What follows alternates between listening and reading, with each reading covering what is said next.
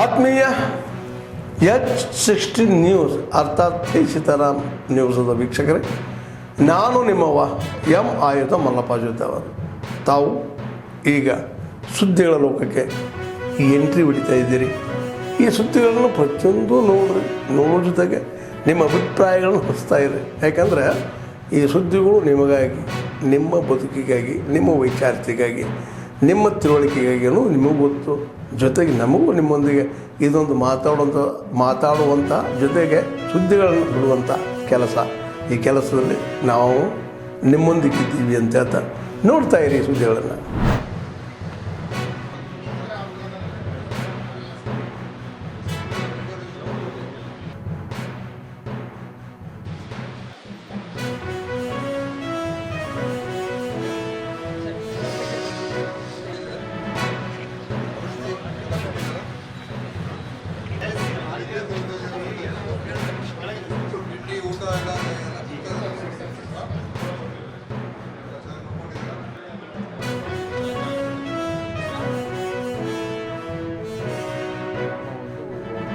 ಅದೇ ಆಗಿದೆ. ಈಗ ಅದಕ್ಕೆ ಸ್ಯಾಂಕ್ಷನ್ ಕೂಡ ಮಾಡಿಸ್ಕೊಂಡಿದ್ದೀವಿ. ಆದರೆ ಈಗಿರುವಂಥದ್ದು ಇಲ್ಲಿರುವಂಥ ಹಾಲಿ ಸ್ಥಳದಲ್ಲೇ ಆಸ್ಪತ್ರೆ ಏನಿದೆ ಇಲ್ಲೇ ಮಾಡಬೇಕಾ ಅಥವಾ ಇನ್ನೊಂದು ಜಾಗವನ್ನು ಅವರು ಒದಗಿಸ್ಕೊಟ್ಟಿದ್ದಾರೆ.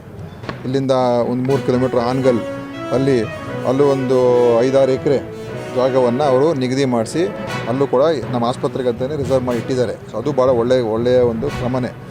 ಈಗ ಇಲ್ಲಿ ಸಾಧಕ ಬಾಧಕಗಳನ್ನ ನೋಡ್ತೀವಿ. ಇದು ನಾನು ಅದಕ್ಕೆ ಪರಿಶೀಲನೆ ಮಾಡೋಕ್ಕೆ ಬಂದಿದ್ದೆ. ಇಲ್ಲಿ ಹಳೆಯ ಕಟ್ಟಡದ ಜೊತೆಯಲ್ಲೇ ಇನ್ನೊಂದು ಕಟ್ಟಡ ಸೇರಿಸಿ ಇದನ್ನೇ ಕಟ್ಟಬೇಕಾ ಅಥವಾ ಎಲ್ಲವನ್ನು ಹೊಸದಾಗಿ ಕಟ್ಟಿದ್ರೆ ಇನ್ನೂ ಚೆನ್ನಾಗಿರ್ತದ ಅಥವಾ ಅದು ಏನು ಅಂತ ಎಲ್ಲ ಒಂದು ತೀರ್ಮಾನಕ್ಕಾಗಬೇಕು.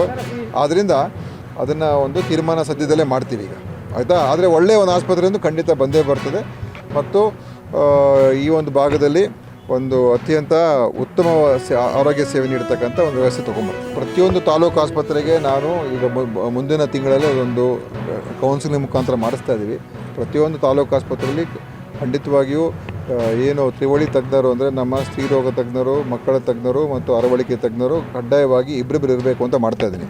ಅದು ಮೊಳಕಾಲ್ಮೂರಿಗೂ ಕೂಡ ಇವರು ಇಬ್ಬರು ಅಂದರೆ 24 ಗಂಟೆ ಸೇವೆ ಸಿಗಬೇಕು. ಹೆರಿಗೆ ಆಗಿರ್ಬೋದು, ಮಕ್ಕಳಿಗಾಗಿರ್ಬೋದು ಆ ಸೇವೆಗಳು ಸಿಗಬೇಕು ಅಂತ ರೀತಿಯೂ ಮಾಡ್ತಾಯಿದ್ದೀವಿ. ಮತ್ತು ಬೇರೆ ಇನ್ನೇನೇ ಅವ್ರಿಗೆ ಅಗತ್ಯ ಇರುವಂಥದ್ದು ಕೂಡ ಈ ಎಸ್ಟಿಮೇಟಲ್ಲಿ ಎಲ್ಲ ಸೇರಿಸ್ಕೊಳ್ತಾರೆ. ಎಕ್ವಿಪ್ಮೆಂಟ್ ಏನಾದರೂ ಬೇಕಾಗಿದೆಯಾ, ಬೇರೆ ಇನ್ನೇನು ಸೇರಿಸ್ಬೇಕು, ಕ್ವಾರ್ಟರ್ಸ್ಗಳು ಬೇಕು. ಯಾಕಂದರೆ ಕ್ವಾರ್ಟರ್ಸ್ಗಳು ಕೂಡ ಅದನ್ನು ಚೆನ್ನಾಗಿದ್ದರೆ ಇನ್ನು ಹೆಚ್ಚು ಸಿಬ್ಬಂದಿಯರು ಕೂಡ ಉಳಿತಾರೆ. ಸೊ ಅದನ್ನೆಲ್ಲವನ್ನು ಕೂಡ ನಮ್ಮ ಎಸ್ಟಿಮೇಟಲ್ಲಿ ಸೇರಿಸ್ಕೊಳ್ತಾ ಇದ್ದೀವಿ.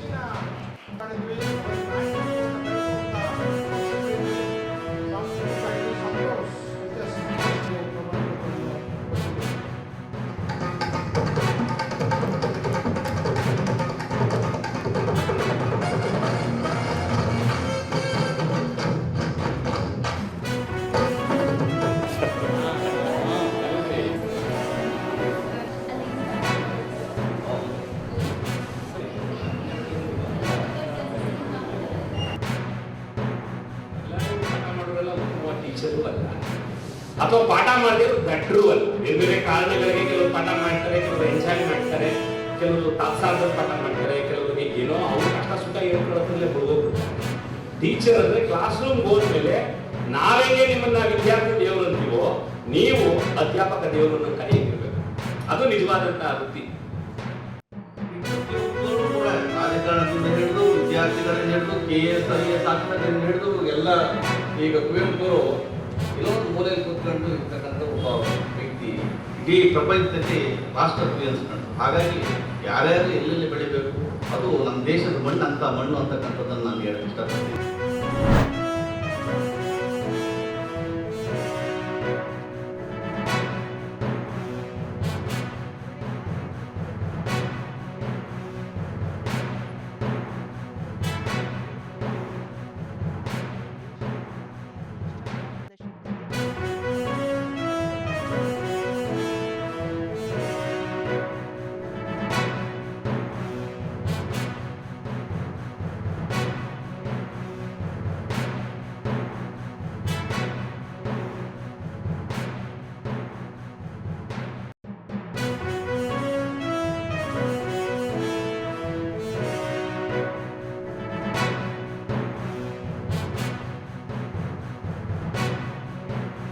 पहली बार भारत मंडपम में अष्टलक्ष्मी महोत्सव 6 से 8 दिसंबर पिछले वर्ष में आयोजित किया गया था।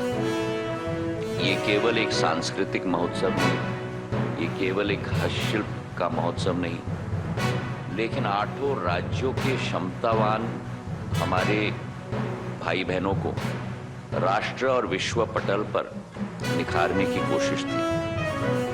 और इसमें करीब करीब 2300 करोड़ की निवेश की इंटेंट्स भी आई।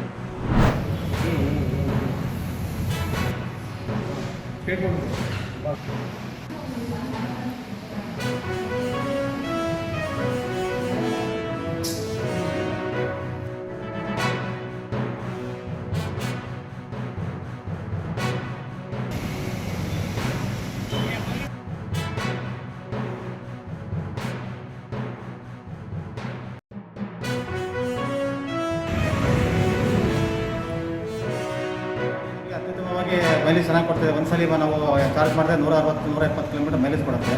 ಹಾಗಾಗಿ ನಮಗೆ ಖರ್ಚು ಸಹಿತ ಕಡಿಮೆ ಆಗಿದೆ. ನಮಗೆ ಗ್ಯಾಸ್ ಸಾಕಾಗ್ಬಿಟ್ಟಿತ್ತು. ಈಗ ನಮಗೆಲ್ಲ ಪರವಾಗಿಲ್ಲ. ಈಗ ಉಳಿತಾಯ ಆಗ್ತಾಯಿದೆ. ಲೋನ್ಗಿನ ಕಟ್ಕೊಂಡು ಹೋಗ್ಬಿಟ್ಟು ನಾವು ಉಳಿತಾಯನೂ ಮಾಡ್ತಾಯಿದ್ದೀವಿ ಈಗ. ಇದರಿಂದ ಮತ್ತು ಇದು ಈ ಗಾಡಿಯಿಂದ ನಮಗೆ 24,000 ರೂಪಾಯಿ ಕೇಂದ್ರ ಸರ್ಕಾರದಿಂದ ನಮಗೆ ಸಬ್ಸಿಡಿ ಬೇರೆ ಸಿಗ್ತಾಯಿದೆ. ಹಾಗಾಗಿ ಅದರಿಂದ ತುಂಬ ಅನುಕೂಲ ಆಗಿದೆ. ಹಾಗಾಗಿ ನಮ್ಮ ಜೀವನ ಈಗ ಚೆನ್ನಾಗಿ ನಡೀತಾ ಇದೆ. ಇದೆಲ್ಲ ಇದು ಮಾಡಿದ್ದು ನಮ್ಮ ಕೇಂದ್ರ ಸರ್ಕಾರ ಪ್ರಧಾನಮಂತ್ರಿ ನರೇಂದ್ರ ಮೋದಿ ಅವರಿಗೆ ಧನ್ಯವಾದಗಳನ್ನು ಹೇಳೋಕ್ಕೆ ಇಷ್ಟಪಡ್ತೀನಿ ಸರ್. ತುಂಬ ಭಾಳ ಕಡಿಮೆ ಇದೆ. ಒಂದು ದಿನಕ್ಕೆ 150ರಿಂದ 200 ಕಿಲೋಮೀಟರ್ ಶೋರೂಮ್ ಮೆನ್ಷನ್ ಕೊಟ್ಟಿದ್ದಾರೆ, ಡಿಸ್ಟೆನ್ಸ್ ಹೋಗ್ಬೋದು ಅಂತೇಳಿ. ಇದರಿಂದ ನನಗೆ ಆಯಿಲ್ ಚೇಂಜಿಂಗು, ಗೇರ್ ಚೇಂಜಿಂಗು, ಮತ್ತೊಂದು ಮಾಡೋದು ಎಲ್ಲ ಸೇವಿಂಗ್ಸ್ ಆಗ್ತಾ ಇದೆ. ನಾನು ಗಾಡಿ ತಂದು ಒಂದು ತಿಂಗಳಾಗಿದೆ. ಮುಂದಿನ ದಿನಗಳಲ್ಲಿ ಎಲ್ಲರೂ ಎಲೆಕ್ಟ್ರಿಕ್ ಆಟೋ ತಗೊಳ್ಳೋದ್ರಿಂದ ಭಾಳ ಅನುಕೂಲ ಆಗಿದೆ. ರೇಟು ಚೆನ್ನಾಗಿರೋದ್ರಿಂದ ತುಂಬ ಜನ 4 ಸೀಟು ತಗೊಂಡು ಹೋಗೋದು ಅವಕಾಶ ಇದೆ. ಭಾರಿ ಕಂಫರ್ಟಬಲ್ ಆಗಿದೆ. ಇಂಧನ ಹೆಚ್ಚಿನ ರೂಪದಲ್ಲಿ ಉಳಿತಾಯ ಆಗ್ತಾ ಇದೆ. ಹಾಗೂ ಎಲ್ಲ ಆಟೋ ಚಾಲಕರು ಸಹ ಎಲೆಕ್ಟ್ರಿಕ್ ಆಟೋ ತೆಗೆದುಕೊಳ್ಳಲು ಅವರಿಗೆ ಸಬ್ಸಿಡಿಯು ಸಹ ಕೇಂದ್ರದಿಂದ ದೊರಕ್ತಾ ಇದೆ. ಇಂತಹ ಒಳ್ಳೆಯ ಯೋಜನೆಯನ್ನು ಕೊಟ್ಟಂತಹ ಕೇಂದ್ರ ಸರ್ಕಾರಕ್ಕೂ ಹಾಗೂ ನರೇಂದ್ರ ಮೋದಿಯವರಿಗೂ ಸಹ ಧನ್ಯವಾದಗಳು. ಗ್ರಾಹಕರಿಗೆ ಬೆನಿಫಿಟ್ ಆಗ್ತಾ ಇದೆ ಅನ್ನೋದು ಮನದಟ್ಟನೆ ಆಗ್ತಾ ಇದೆ. ಅದರ ಜೊತೆಯಲ್ಲಿ PME ಡ್ರೈವ್ ಅಂತ ಪ್ರೈಮ್ ಮಿನಿಸ್ಟರ್ ಕಡೆಯಿಂದ ವಿಶೇಷ ಕೆಲವು ಡಿಸ್ಕೌಂಟ್ಗಳನ್ನು ಕೊಡ್ತಾ ಇದ್ದಾರೆ.